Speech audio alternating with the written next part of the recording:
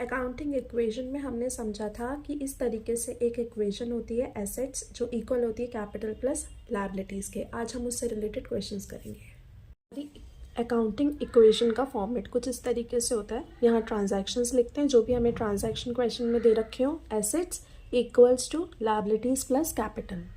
यहाँ हमें कुछ ट्रांजैक्शंस दे रखे हैं और हमें इस तरीके से एक अकाउंटिंग इक्वेशन सॉल्व करनी है। जैसे सबसे पहले दे रखा है बिजनेस स्टार्ट किया कैश से, तो कैश रिसीव होगा, इधर कैपिटल शो हो जाएगी। नेक्स्ट है परचेज किए गुड्स कैश पे, तो स्टॉक बढ़ जाएगा और कैश हमारा उतना डिडक्ट हो जाएगा। थर्ड है फर्नीचर परचेज किया क्रेडिट पे, तो फर्नीचर ऐड हो गया और क्रेडिटर बढ़ गया। नेक्स्ट पॉइंट है sold goods to Parul traders costing 7,000 के गुड्स बेचे गए, तो स्टॉक कम करेंगे हम और कितने पे बेचे गए 9,000 यानी 2,000 का प्रॉफिट वो हम कैपिटल में ऐड कर देंगे। और यहाँ मेंशन नहीं है कि उसने कैश में करे या क्रेडिट पे करे, तो हम पारुल ट्रेडर को डेटर बना देंगे, 9,000 यहाँ मेंशन कर देंगे।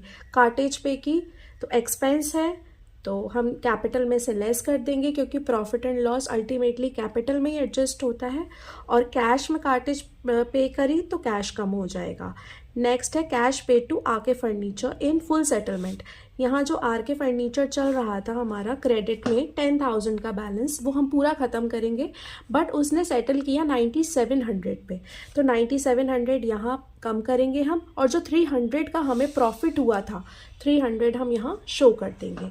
नेक्स्ट पॉइंट है कि कैश सेल हुई है 10,000 की 12,000 में, 10,000 स्टॉक कम हो जाएगा, 12,000 कैश रिसीव हुआ और जो 2,000 का प्रॉफिट था वो हम शो कर देंगे। नेक्स्ट पॉइंट है कमीशन रिसीव। कमीशन रिसीव अगर होती है तो कैश में रिसीव होगी और उधर प्रॉफिट बढ़ जाएगा। लास्ट पॉइंट है कैश विड्रॉ किया पर्सनल यूज़ के लिए, तो ड्राइंग्स कम होंगी और इधर कैश कम होगा।